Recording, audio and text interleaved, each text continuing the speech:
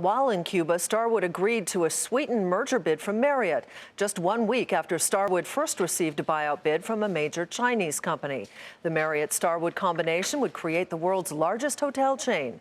Word of the deal sent shares of Starwood higher and Marriott lower.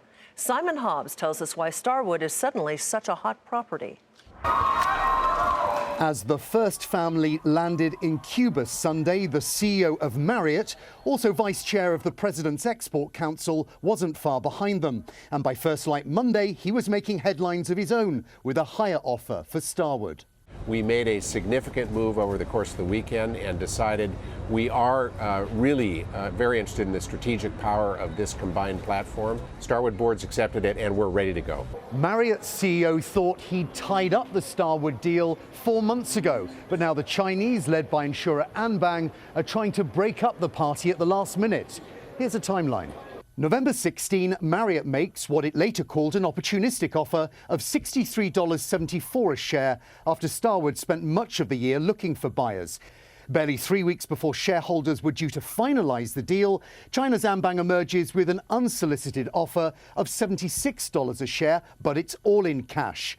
After discussions with Starwood, the offer is firmed up 1 week later and raised to $78 a share again, all in cash. Now this morning, Arne Sorensen at Marriott is countering with $79.53 a share. Marriott's willing to pay more, partly because it says it now better understands how powerful the Marriott Rewards and SPG loyalty schemes will be running in parallel.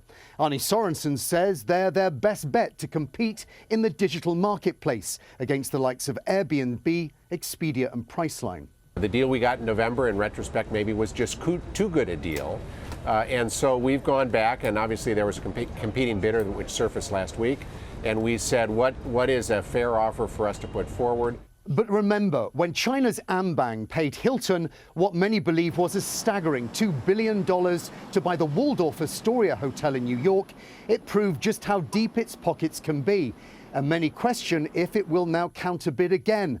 Marriott won't rule out that this is its final offer. No, we haven't. But again, we're not going to talk about what might happen. In the meantime, in Havana, Starwood became the first U.S. hotel company to sign a deal with the Cuban government since the revolution to manage and market 2 properties in the capital and a signed letter of intent for a third. For Nightly Business Report, I'm Simon Hobbs in New York.